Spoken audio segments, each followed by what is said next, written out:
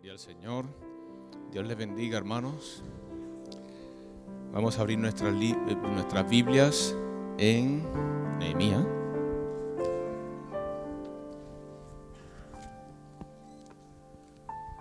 Nehemías capítulo 5. Vamos a orar antes. Padre Santo, Dios Todopoderoso, eterno eres, Señor. Te damos gracias. Gracias por tu inmenso amor, tu misericordia, por tu perdón, por salvarnos y por permitir que nos reunamos hoy entre hermanos a escuchar tu palabra, a hablar de ti. Gracias por esa bendición, Señor. Te pedimos que nos des entendimiento, tu Espíritu Santo, Señor, estemos alineados contigo, estemos en consonancia contigo. Obra en nuestra mente, nuestro corazón, para recibir tu palabra y estar dispuesto a lo que tú nos quieres enseñar hoy, Señor. Te damos gracias, Señor. Te alabamos y te damos toda la gloria a ti. En el nombre de Jesús. Amén. Bueno, vamos a leer Nehemías capítulo 5. ¿Lo tienen ya? Amén. Dice así la palabra del Señor. En el título de Reina Valera pone abolición de la usura. Y empieza pues el versículo 1 así. Entonces hubo gran clamor del pueblo y de sus mujeres contra sus hermanos judíos. Había quien decía: nosotros, nuestros hijos y nuestras hijas, somos muchos, por tanto hemos pedido prestado grano para comer y vivir. Y había quienes decían: hemos empeñado nuestras tierras, nuestras viñas y nuestras casas para comprar grano a causa del hambre. Y había quienes decían: hemos tomado prestado dinero para el tributo del rey sobre nuestras tierras y viñas. Ahora bien, nuestra carne es como la carne de nuestros hermanos, nuestros hijos como sus hijos, y he aquí que nosotros dimos nuestros hijos y nuestras hijas a servidumbre, y algunas de nuestras hijas lo están ya, y no tenemos posibilidad de rescatarlas, porque nuestras tierras y nuestras viñas son de otros. Y me enojé en gran manera cuando oí su clamor y estas palabras. Entonces lo medité y reprendí a los nobles y a los oficiales, y les dije: ¿exigís interés cada uno a vuestros hermanos? Y convoqué contra ellos una gran asamblea, y les dije: nosotros, según nuestras posibilidades, rescatamos a nuestros hermanos judíos que habían sido vendidos a las naciones. Y vosotros vendéis aún a vuestros hermanos, ¿y serán vendidos a nosotros? Y callaron, pues no tuvieron que responder. Y dije: no es bueno lo que hacéis. ¿No andaréis en el temor de nuestro Dios para no ser oprobio de las naciones enemigas nuestras? También yo y mis hermanos y mis criados les hemos prestado dinero y grano. Quitémosle ahora este gravamen.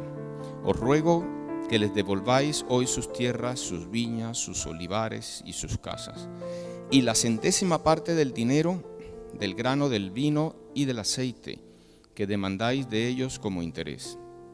Y dijeron: lo devolveremos, y nada les demandaremos. Haremos así como tú dices. Entonces convoqué a los sacerdotes y les hice jurar que harían conforme a esto. Además sacudí mi vestido y dije: así sacuda Dios de su casa y de su trabajo a todo hombre que no cumpliere esto. Y así se ha sacudido y vacío. Y respondió toda la congregación: amén.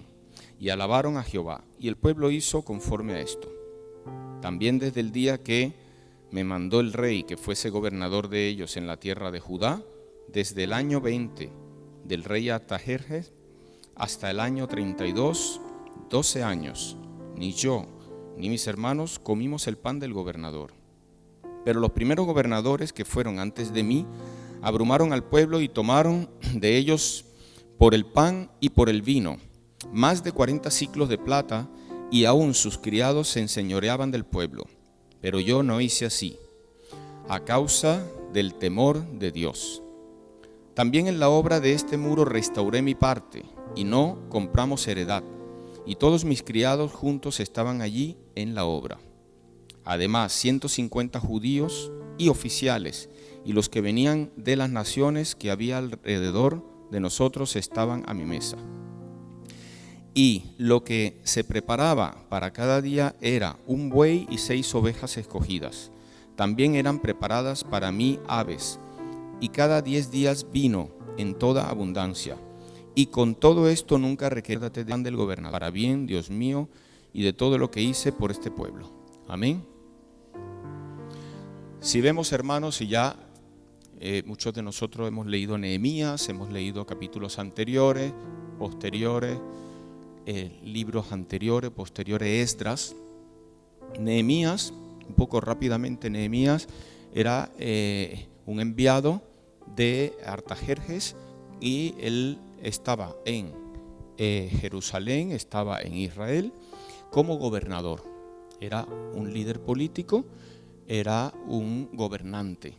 Entonces fue enviado porque, ya lo hemos visto antes, otras predicaciones previas, el domingo pasado, antepasado, a restaurar el muro. Porque él tuvo ese sentir del Señor, oró, pidió, el Señor le concedió, y estaba ya en el pueblo escogido de Dios, estaba allí en Israel, en Jerusalén, para edificar y restaurar los muros. Y en esa obra estaba. Pero ellos empezaron a trabajar y estaban edificando todo físicamente, con ladrillos. Ya sabemos más o menos la historia. La gente, el pueblo se involucró, algunos no, pero ahí estaban trabajando. De hecho, el muro se terminó en 52 días. ¿Qué es lo que nos describe este capítulo? Nos habla de la usura, ¿no? Dice abolición de la usura.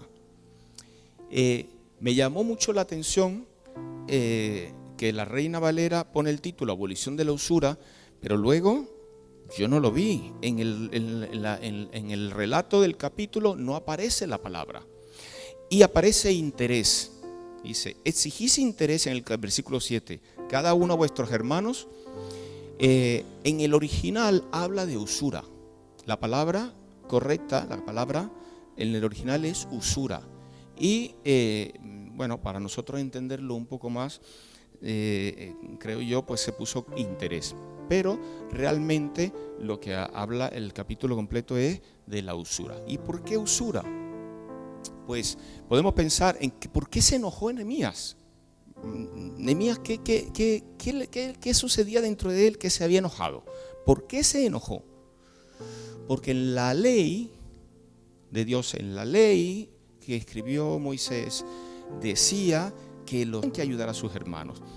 Y muchos se habían empobrecido, habían regresado del cautiverio, habían hablado de otros sitios, desde ya Zorobabel, Esdras, Nehemías, y ya pues con Nehemías había regresado un grupo, pero muchos estaban, por decirlo fácil, pasando hambre y necesidad, estaban endeudados. Y para dar una breve explicación de esto, los judíos, ellos por la ley de Dios no les estaba permitido cobrar intereses, porque era una usura.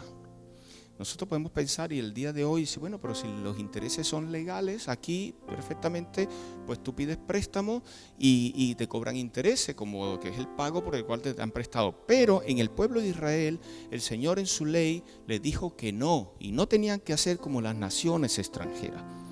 Ellos, si tenían necesidad, podían pedir prestado, prestar dinero, pero sin usura. Era una usura, un aprovechamiento de lo otro, lo mezclaron, y entonces estaban cobrando intereses a sus hermanos. Y aún así, la ley de Moisés decía que a los 50 años, inclusive si no tenía para pagar, y se vendía no como esclavo, que eso también estaba prohibido ser esclavo, sino como siervo, como criados. A los 50 años, que era el año del jubileo, tenían que ser repuestas todas las tierras y todas las posesiones a esta persona. Si yo era el acreedor, el prestamista, y venía Darwin y yo le prestaba, él ponía sus tierras, pero a los 50 años eso quedaba abolido, quedaba neutralizado, quedaba fuera, y yo tenía que devolverle todo. No he encontrado en la Biblia descrito ningún caso, no sé, a lo mejor está, pero yo no lo he leído, no lo he visto en comentarios, de este tipo, que le hayan devuelto las tierras. No está descrito. Posiblemente sí, pero yo pienso que el ser humano muchas veces es tan que yo después de 50 años tengo que devolverle a Darwin. Has aprovechado 50 años las tierras, los víveres, para sacarle provecho, y esa era la heredad de esas familias para la descendencia de, por ejemplo, lo que estaba yo hablando de Darwin. Extranjeros ni a que mandían así el Señor esas posesiones, pero los extranjeros no hacían así. El Señor le decía: no vas a ser como el extranjero, tú no vas a cobrar intereses porque es usura. Si buscamos en el diccionario usura, la Academia Española, buscando el significado, usura es interés excesivo. Fíjense la diferencia. Pero para Dios, usura es simplemente interés. O sea, para Dios no se puede cobrar interés entre hermanos. Por lo menos eso es lo que decía la ley para los israelitas. No debían cobrar intereses, porque eso ya era usura. Los extranjeros que hicieran lo que quisieran, pues conforme a sus leyes. Por supuesto, entonces la ley que está presente en el lugar es la que determina si es excesivo o no. Para la ley romana había una ley que era de la ley de las 12 tablas. Permitía al acreedor hasta encarcelar al deudor que no era solvente y a su familia también. Si no pagaba, lo llevaban, lo mandaban a la cárcel. En tiempos de Jesús ya estaba organizado el comercio del dinero en forma de bancos. Ya había bancos. Y podemos verlo, está en Mateo 25, 27 y Lucas 19, 23. De hecho, Jesús en estos pasajes hablaba de las personas que él ejemplificaba, pues que le daba, si le daba un talento, 10 talentos, y inclusive el que le dio uno, le reclamó después que no lo había puesto en el banco. Entonces vemos ahí tal vez un contraste. Digo, pero bueno, ¿cómo es que Jesús le dice y le ejemplifica que vaya y ponga el dinero en el banco? Pues en ese entonces la ley romana permitía eso y estaba descrito allí. Y había el prestamista, el cambista, era una ocupación. Alguien se ocupaba a eso. Recaudador de impuestos, estaba Mateo. Entonces la ley lo permitía, pero la ley de Dios entre israelitas no. Interés ya era usura, no debía de ser entre los israelitas. ¿Qué dice la ley de Dios? Pues Levítico 25:36, lo recordamos.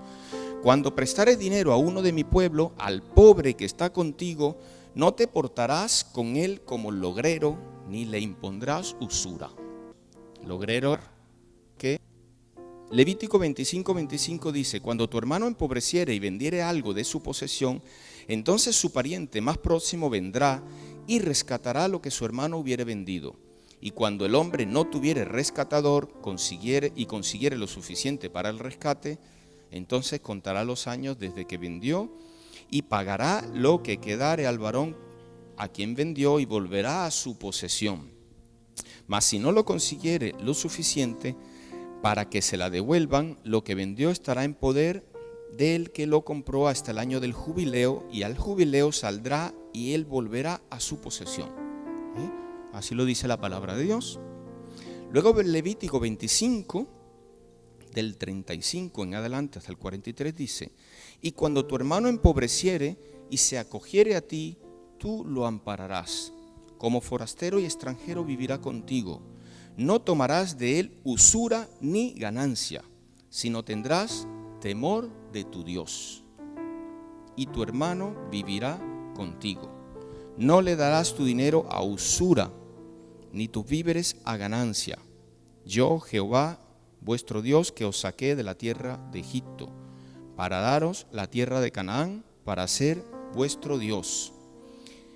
Y cuando tu hermano empobreciere estando contigo y se vendiere a ti, no le harás servir como esclavo, como criado, como extranjero estará contigo. Como criado, como extranjero estará contigo. Hasta el año del jubileo te servirá.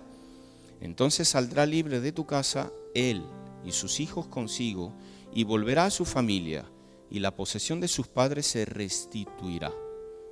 Porque son mis siervos, los cuales saqué yo de la tierra de Egipto, no serán vendidos a manera de esclavos. No te enseñorearás de él con dureza, sino tendrás temor de tu Dios. Amén. Esa es la ley de Dios para los israelitas. Yo creo que queda claro lo que el Señor quería con su pueblo. No verás lo que hacen todas las naciones, que las naciones hagan lo que quieran. Tú vas a hacer lo que yo te digo, porque así vas a ser bendecido. Deuteronomio 23, 19 y 20 dice: no exigirás de tu hermano interés de dinero, ni interés de comestible, ni de cosa alguna que se suele exigir interés. Del extraño podrás exigir interés, mas de tu hermano no lo exigirás, para que te bendiga Jehová tu Dios en toda obra de tus manos en la tierra a donde vas. Hermano, lo que le dice Dios a su pueblo. Pero el pueblo, yo me pregunto, que todos estos oficiales, sacerdotes que estaban ahí, ¿no sabían lo que decía la ley de Dios? Si ellos se la vivían estudiando y en la sinagoga, ya sabían que no tenían que cobrar interés, que eso estaba mal. Pero, bueno, yo mientras no me vean en la sinagoga, estoy ahí, voy, yo tal, hago mis rituales, estoy en mi religión, pero luego, esto es para beneficio mío, pero si las demás naciones la hacen, pues bueno, ahí voy. Si el mundo lo hace, si nosotros muchas veces en el mundo vemos cosas, bueno, pero es que si aquí lo hacen, pues esto es normal. Pues esto es normal. Pues ¿por qué nosotros no? Pues estamos ahí, parece que enclaustrados. El Señor, todo lo que nos dice en su palabra que hagamos es para bendición nuestra, para que Jehová nos bendiga en toda obra que hagamos. Él quiere el bien para nosotros. Entonces se ve que, se estaban haciendo los locos y estaban cobrando. Y entonces razón, Nehemías, que se enoja. O sea, es ilógico, han salido de una cautividad, de una esclavitud, y el Señor le dice: yo saqué de la tierra de Egipto porque eres esclavo. ¿Vas a seguir en esclavitud? ¿Vas a seguir cautivando? ¿Vas a seguir teniendo a tu hermano allí?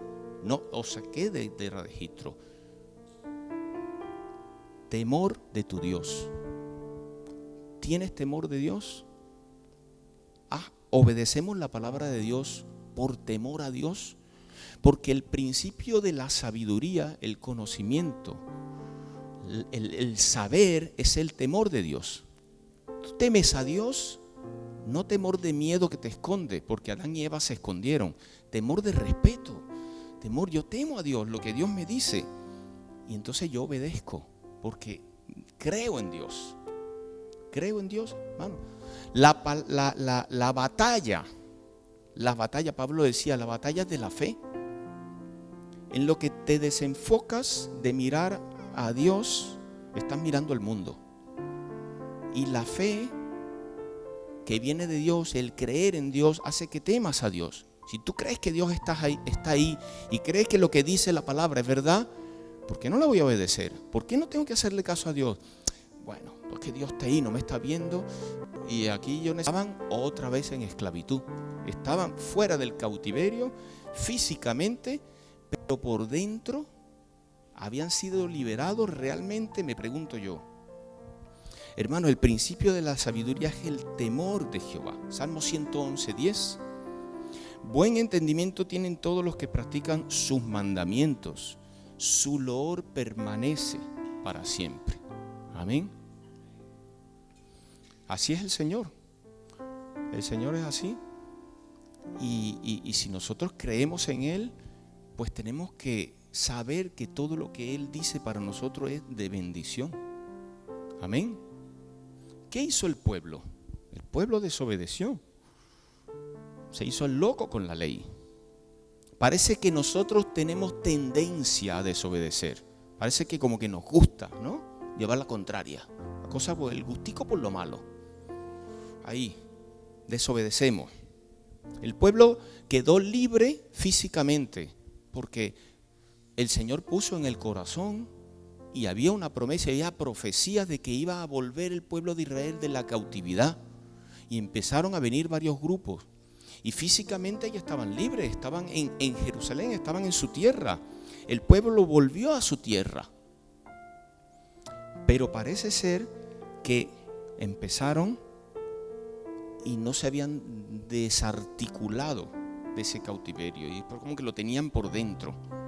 Y se empezó antes de restaurar los muros de la ciudad. Si leemos los capítulos anteriores, leemos los libros que en la Reina Valera están antes, Esdras, Zorobabel, ya se había empezado a reconstruir el templo antes de reconstruir los muros de la ciudad. Entonces el Señor mandó antes a reconstruir el templo, a reconstruir el sitio donde se hacía adoración a Dios, el templo. Y costó, fíjense que Nehemías, con toda la obra que hizo, porque resistió ante mucha oposición, y el muro se construyó rapidísimo, el muro de la ciudad. Sin embargo, para reconstruir el templo tardaron años. La obra se había paralizado. Yo los invito a que lean Esdras, lean. Se paralizó por años porque hubo oposición, hubo murmuraciones, hubo de todo la obra, pero después se levantaron y volvieron a construir hasta que terminaron el templo. Nehemías ha hecho una reconstrucción de la ciudad, una reconstrucción física. Luego podemos ver, seguimos más adelante, hay una reconstrucción del templo anteriormente. Y más adelante aparece en el libro de Nehemías Esdras. Y se nombra Esdras, realizando una reconstrucción espiritual. Parece que el pueblo no tenía esa reconstrucción espiritual. Ya el deseo, yo interpreto que el deseo del Señor era que se reconstruyera el templo. El pueblo buscara a Dios. Y ahí en adelante todo lo demás. Muchas veces buscamos reconstruir lo físico y está muy bien el lugar, los aire acondicionados, la silla, todo lo que quieras. Podemos poner frentes de defensa, podemos hacer lo que quieras, hermano. Pero en el corazón del pueblo de Dios, el corazón en la iglesia somos tú y yo y cada uno de nosotros. Amén. Y a pesar de que parece que nosotros tenemos esa tendencia a desobedecer y a que nuestros ojos se vayan a lo que tenemos alrededor, que repito que no es malo, pero nuestros ojos primeramente tienen que estar en el Señor, allí, nuestra reconstrucción espiritual. De hecho, la reconstrucción de la ciudad, la reconstrucción no cesó, no terminó, no se completó toda la obra hasta que no hubo, y terminamos de leer Nehemías, una reconstrucción espiritual. Parece ser que el pueblo, seguía siendo esclavo, pero no era esclavo realmente, era esclavo por dentro, era esclavo del pecado, hermano. Esto es pecado. Si Dios dice no cobres interés, es pecado que lo cobren. Seguían cobrando interés. No hubo una restauración hasta ese momento total. Se habían estado reconstruyendo todo lo físico y faltaba el cambio total. había que cogerlo de raíz. Hermano, yo muchas veces escucho, hay una canción, alabanza, dice, Señor, hazme un radical, ¿no? Y cuando escuchamos eso y la cantamos, Señor, hazme un radical, quiero ser un radical, pero, y así radical. Él dice que el término viene de raíz, es todo lo relativo. Yo lo he buscado en el diccionario, dice, es un adjetivo que puede referirse a aquello perteneciente o relativo a la raíz. A la raíz. Un cambio, un giro total o completo. Y habla de otras descripciones, completo, absoluto, inapelable, contundente, rotundo, extremista, famático. Es un cambio de raíz. Entonces, a veces yo me he puesto a pensar el cambio radical, ¿no, Señor? Hazme un radical. Y muchas veces es que si estamos en la tierra, hermano, nosotros tenemos que estar bien en consonancia con el Espíritu del Señor.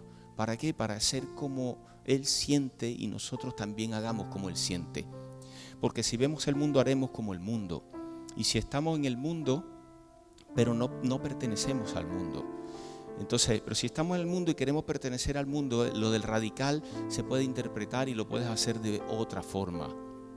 Tal vez yo soy un radical porque me voy a enfrentar a Germán, porque yo no comparto la doctrina que tiene Germán. Y yo soy un radical con la mía. O con Darwin o con mi esposa, que yo no soy impío. Impío. A ver. Debo ser radical conmigo mismo. Tenemos que empezar a ser radicales con nosotros mismos. ¿Para qué? Para no pecar. Yo soy un radical, Señor, hazme un radical. Voy al extremo para no pecar. Porque busco a Dios en oración, lo encuentro, lo leo lo que Él dice en su palabra y voy a ser un radical para el Señor porque yo quiero obedecer. Y mis ojos muchas veces se van. A Pedro se le fueron los ojos cuando estaba en el mar y vio a Jesús. En lo que apartó su vista de Jesús, pues se estaba hundiendo.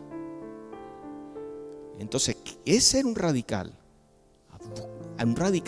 por dentro, buscando yo a Dios, porque así después yo sí puedo dar a otro. Amén. Hermanos, con crítica constructiva, con humildad, con arrepentimiento verdadero mío. Yo busco al Señor para corregirme, para que Dios me corrija radicalmente y me cambie. Fíjense lo que dice el diccionario, un cambio de raíz total o completo. Ser un radical. No voy a ser un radical solo con esta cosa porque no me gusta la botella, soy un radical y no quiero botella. No quiero nada con eso. Yo tengo que, y lejos también de irme al extremo del legalismo, o que, como he visto en algunas películas, que cogían el látigo y se daban ellos mismos latigazos. No es eso. Yo me voy a autocastigar porque pequé. No, es que yo quiero cambiar. Señor, cámbiame. Buscamos a Dios. El que busca a Dios lo encuentra. Amén. El que habla al Señor y le pide, el Señor dice que lo escucha y le da. Amén.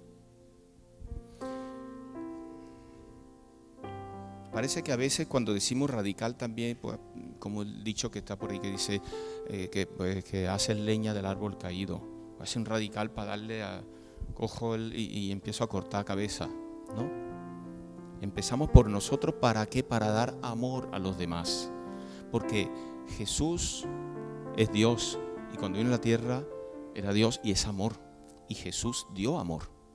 ¿Amén? Reprendía también, pero Dios es amor. Amén. Hermanos, no solo vemos en Nehemías, que le reclamaba al pueblo de los intereses, otros profetas también, en otros pasajes como Jeremías 15:10 y Ezequiel 18:13 también. Estos profetas le reprendían al pueblo porque estaban haciendo usura y estaban cobrando intereses. Entonces el pueblo desobedeció a Dios. ¿Y qué pasa, hermanos, cuando nosotros desobedecemos a Dios? ¿Qué pasa si no hacemos lo que Dios dice? ¿Y qué pasa si hacemos lo que Dios dice? Si no lo hacemos o si lo hacemos. Fíjense, he encontrado dos salmos, el Salmo 127, y dice así, se titula La prosperidad viene de Jehová.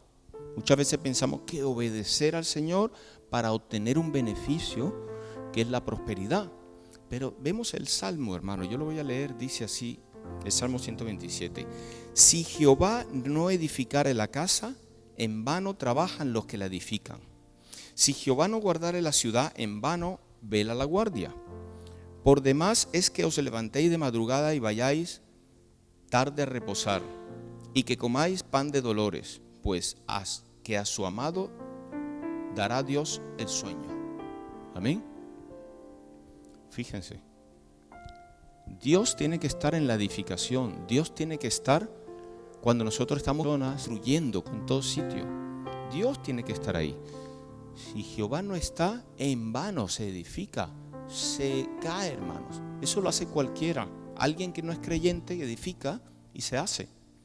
Pero Jehová, Dios, nuestro Dios, hace que nosotros edifiquemos para que se mantenga lo que se edifica, porque viene de Dios. Y me llama la atención que no es que dice que serás prosperado, porque hay pasajes que hablan de eso. Dice, Dios a su amado dará el sueño. ¿Cuántos nos gusta dormir bien? Para descansar, para reposar, para renovar fuerza. Muchas veces les confieso que yo no duermo bien y me levanto de mal humor por no dormir bien. Me despierto a lo mejor 3-4 veces en la noche, o me dificulta conciliar el sueño, me levanto muy temprano y te levantas de mal humor y no tengo buen sueño. Pero cuando tenemos buen sueño, las fuerzas se renuevan, estás más alegre, pues haces las cosas, rinden más, tienes más fuerza. El cuerpo está hecho para tener un buen sueño, para dormir, renovar la fuerza. Y el Señor se lo da a su amado, a sus hijos. No quiere decir que la gente que no crea en Dios no pueda dormir. Pero el Salmo 127, ahí hay una promesa de Dios. Que tu bien, tu sueño, tu edificación está bendecida por el Señor cuando tú lo tienes ahí a Dios. El Salmo 15 también se titula Los que habitarán en el monte santo de Dios. Y dice así, Salmo 15, Jehová, ¿quién habitará en tu tabernáculo? ¿Quién morará en tu monte santo?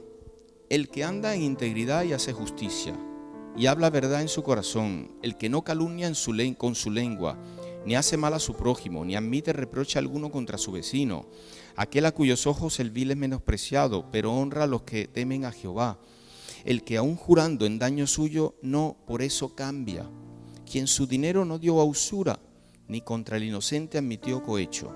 El que hace estas cosas no resbalará jamás. Amén. Fíjense que la promesa es que el que va a habitar en el monte santo de Dios, el que va a habitar con Dios, el que va a estar con Dios.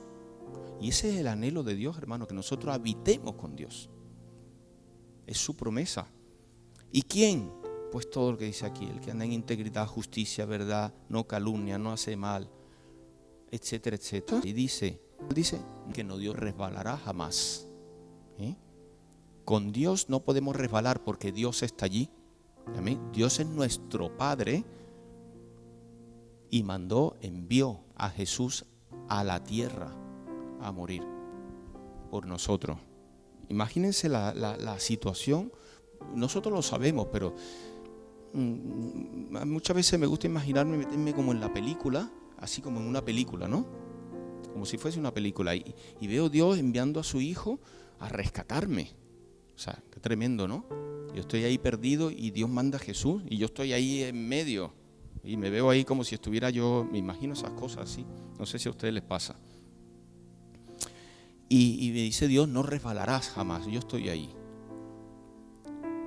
Hermano, nuestra reconstrucción espiritual es un cambio continuo. Fíjense, la obra siguió, pero el pueblo pecaba y hasta el día de hoy pecamos, porque estamos en la tierra. Es un cambio continuo y va a ser durante toda nuestra vida aquí en la tierra, hasta que estemos en la presencia del Señor. Cuando estemos ya en la presencia del Señor, ahí esa necesidad de Dios, ya estamos con Él. Dios es nuestro Padre. Él envió a su Hijo. Y el deseo de Dios es que estemos unidos a Él. Unidos, seamos uno. Jesús oró por los discípulos, oró por el pueblo, oró por los que estaban ahí para que sean uno, dice, como tú y yo somos uno. Pero hermanos, también la palabra dice que sin santidad nadie verá a Dios. Entonces, ¿cómo podemos estar con Dios si estamos en santidad?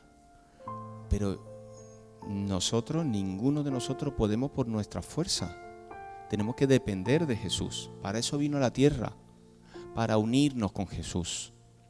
Cada día, todos los días, un cambio continuo, total, completo, hasta que lleguemos a la plenitud de Cristo. Cuando estemos en su presencia. Mientras tanto, estamos aquí, hermano, y el Padre nos ama. Los que somos padres podemos imaginarnos que alguien quiera hacerle algo malo, algún daño a nuestros hijos. ¿Cómo salimos nosotros? Yo digo que salimos como un tigre, aunque nos maten. Porque si tú eres flacucho y tal, no tienes ni fuerza, que él es así, que tanto más Dios no te va a defender porque eres su hijo. El Señor sale como el león de Judá, el rey. Esa es la promesa del... Y contra él nadie puede. Amén. Esa es la promesa del Padre. El Padre ama a sus hijos. Aún mucho más, por ser sus hijos. Y el Hijo, Jesucristo, ama al Padre. Y el Espíritu Santo, el Hijo y el Padre están juntos y están siempre unidos. Es una unión inseparable. Y Dios nos quiere en esa unión, porque si no, Jesús no hubiese orado para que nosotros fuésemos uno con ellos. Él oró y él pidió, él dijo, para que ellos sean uno, Padre, con nosotros, conmigo, con el Espíritu Santo, con el Padre. Y el Hijo, hermano, nosotros como hijos amamos al Padre. El Hijo ama a su Padre. Yo soy hijo, amo a mi Padre. Tú eres hijo, ama a tu Padre.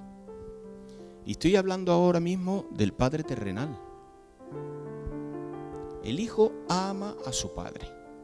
Digan lo que digan. El Hijo ama a su Padre. Así sea el Padre bueno o sea el Padre malo. En su corazón, los hijos aman a los padres. Aunque algunos no lo quieran admitir, desde el corazón, tu hijo amas a tu Padre. Porque sí, porque Dios te dio la naturaleza divina. Porque Dios es amor. Y el Hijo ama al Padre. Hermano, nosotros como hijos amamos a Dios, nuestro Padre. Y además es un mandamiento. Amarás al Señor tu Dios con todo tu corazón y con toda tu alma y con toda tu mente. Este es el primero y grande mandamiento. Y el segundo es semejante, amarás a tu prójimo como a ti mismo. De estos dos mandamientos depende toda la ley y los profetas. Fíjense, depende toda la ley, inclusive esta que estamos leyendo, de la usura y todo lo demás. Y los profetas, toda la profecía, todo lo que está escrito aquí depende de esos dos mandamientos, amar a Dios y amar a tu prójimo. Tenemos que preguntarnos, ¿amo a Dios? ¿Amo a mi prójimo?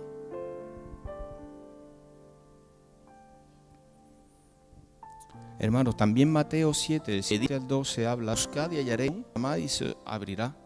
Porque todo aquel que pide recibe, el que busca halla y el que llama se le abrirá. ¿Qué hombre hay de vosotros que si su hijo le pide pan, le dará una piedra, o si le pide un pescado, le dará una serpiente? Pues si vosotros, siendo malos, sabéis dar buenas dádivas a vuestros hijos, ¿cuánto más vuestro Padre que está en los cielos dará buenas cosas a los que le pidan? Así que todas las cosas que queráis que los hombres hagan con vosotros, así también haced vosotros con ellos. Porque esto es la ley y los profetas. Amén. Esto deriva, hermano, esto es todo la ley y los profetas. Y esto deriva del amor al Padre, del amor a Dios y a los hermanos. Si nosotros amamos a Dios y Dios nos ama, que es mi Padre, pedid y Él me va a dar. Pedir, buscad, nosotros vamos a hallar. Llamamos y se nos va a abrir. Se nos va a abrir la puerta del Señor. El Señor escucha y está aquí y te responde. Y compara al Padre terrenal, fíjense, vosotros siendo malos, porque a veces nos creemos que somos padres buenos.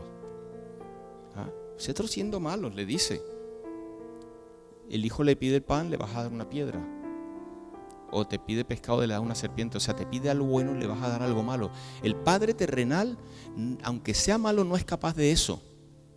Porque el Padre sea también lo que podamos ver en este mundo. El Padre en el fondo tiene el corazón para amar a un hijo.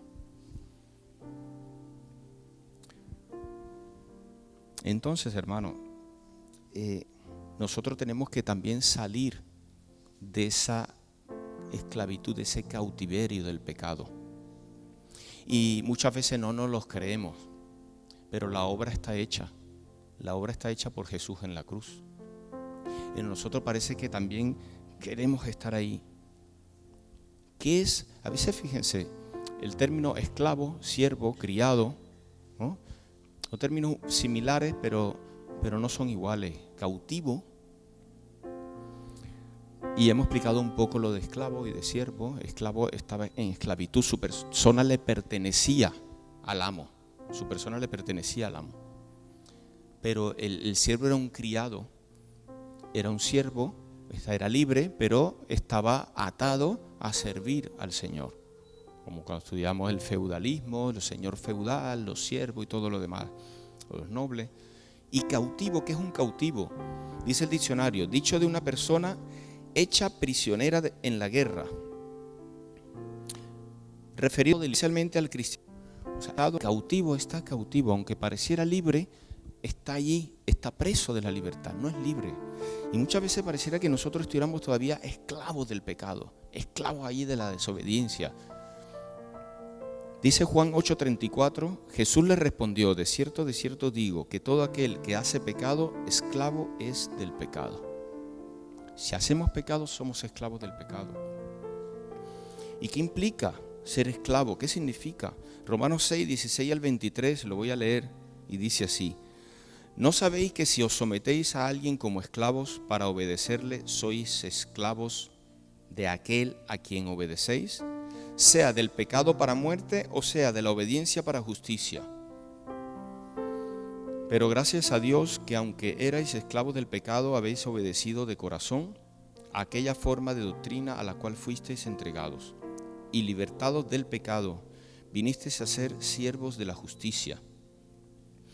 Hablo como humano por vuestra humana debilidad, que así como para iniquidad presentaste vuestros cuerpos, vuestros miembros, para servir a la inmundicia y a la iniquidad, si así ahora para santificación presentad vuestros miembros para servir a la justicia. Porque cuando erais esclavos del pecado, erais libres acerca de la justicia. Pero ¿qué fruto teníais? ¿Qué fruto teníais de aquellas cosas de las cuales ahora os avergonzáis? Porque el fin de ellas es muerte.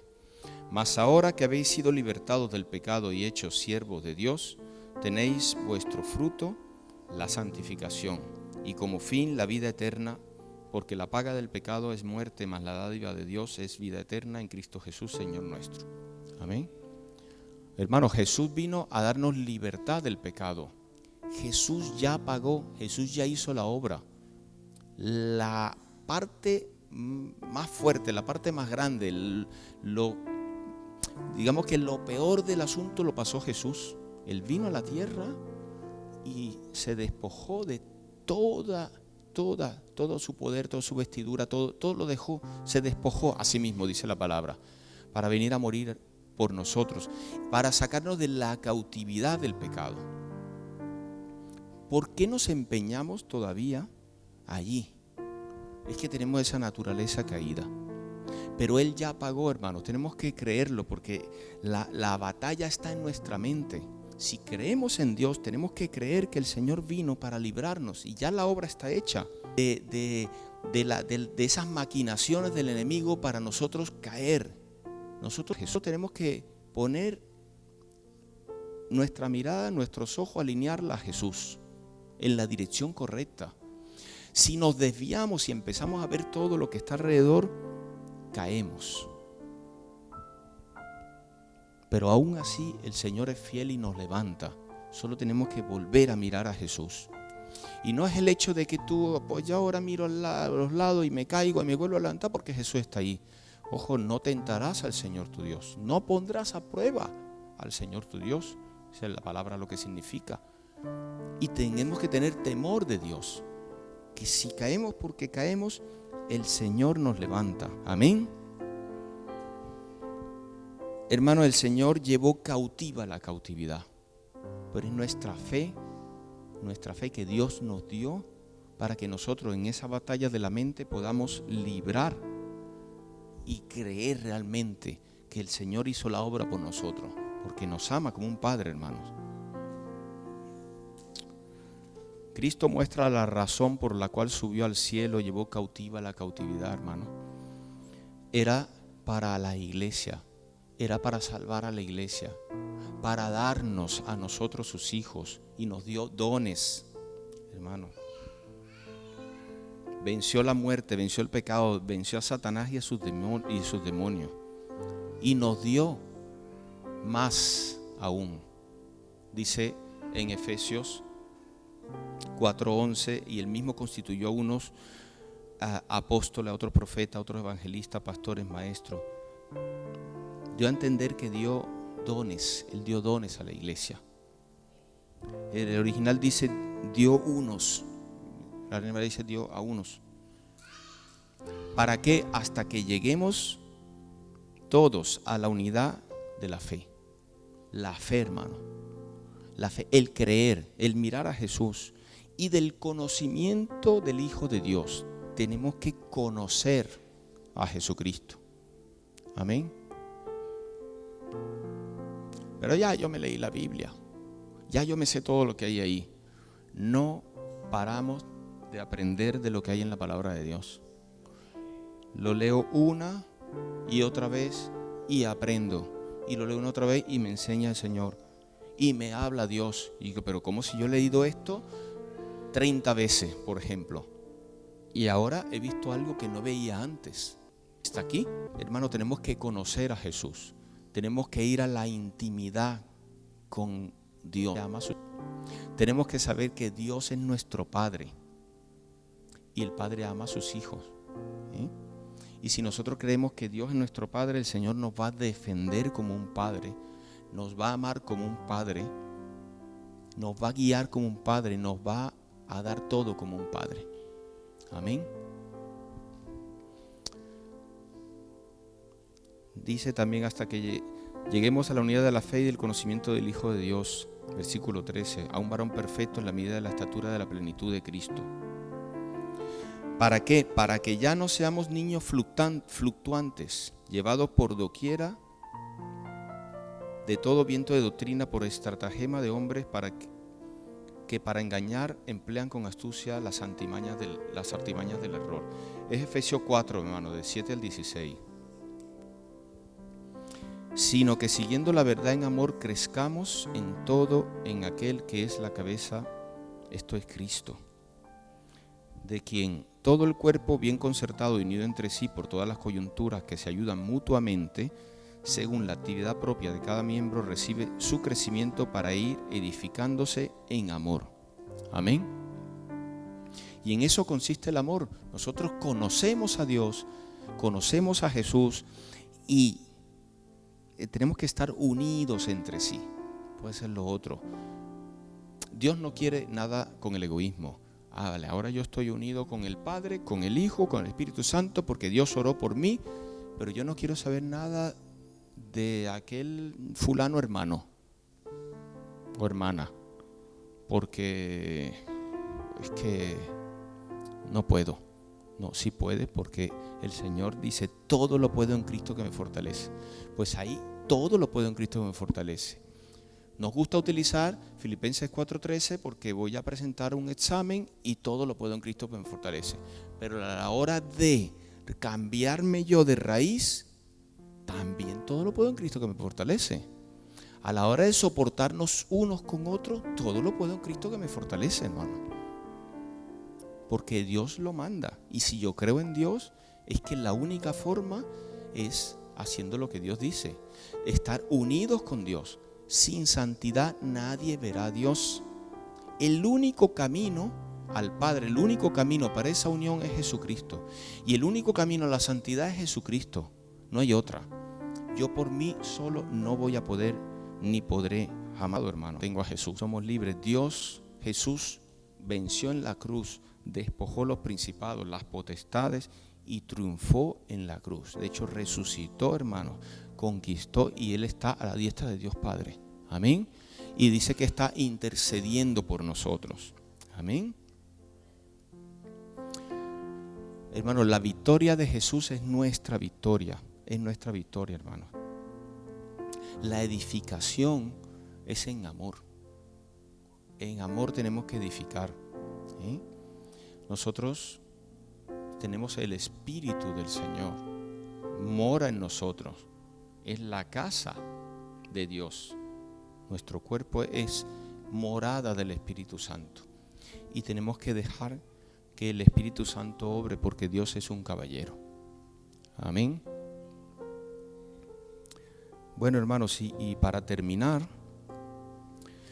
quería leer el Salmo 126, que se titula también en la Reina Valera como oración por la restauración.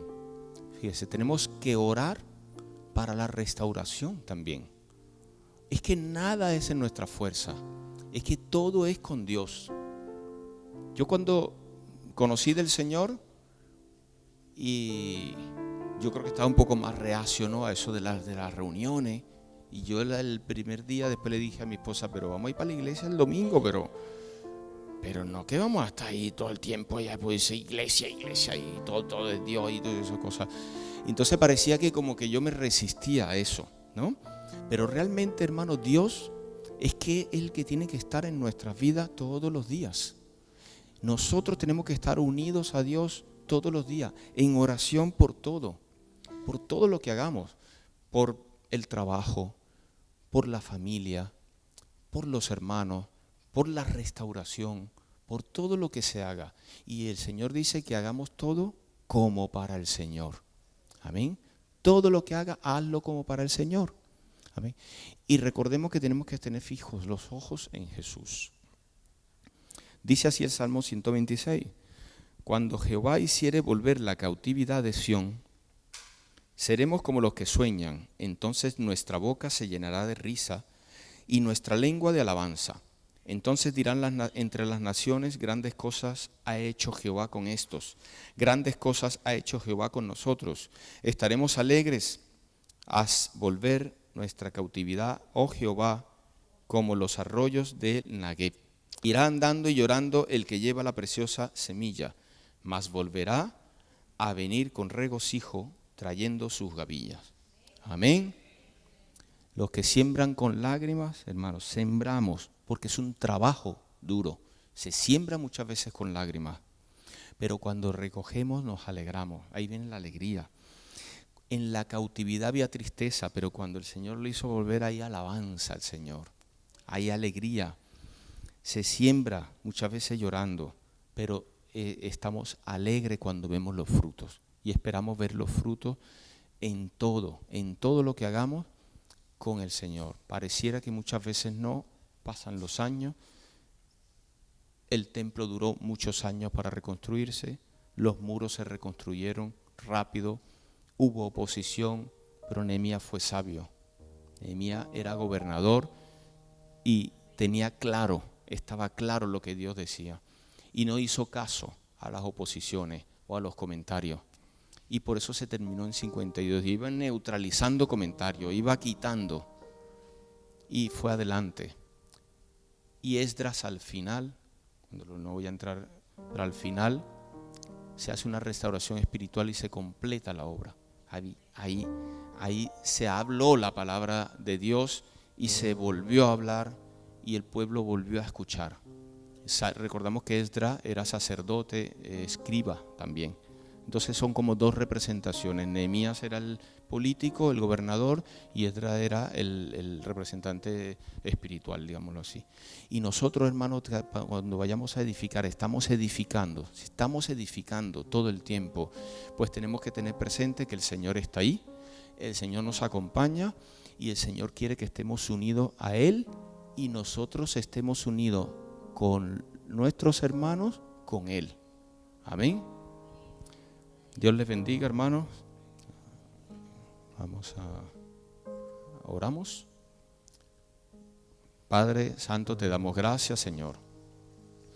Gracias por tu amor inmenso, tu misericordia, tu perdón. Gracias porque siempre tú estás con nosotros. Gracias por ser nuestro Padre, tú nunca nos abandonas. Ayúdanos, Señor, a estar siempre contigo, a estar unidos a ti.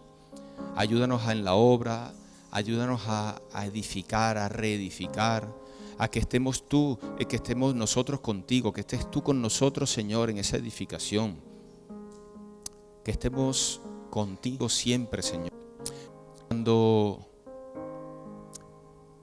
se nos presenten esas dificultades, tentaciones, problemas, que podamos rápidamente, de inmediato, al instante, siempre mirarte a ti, Señor.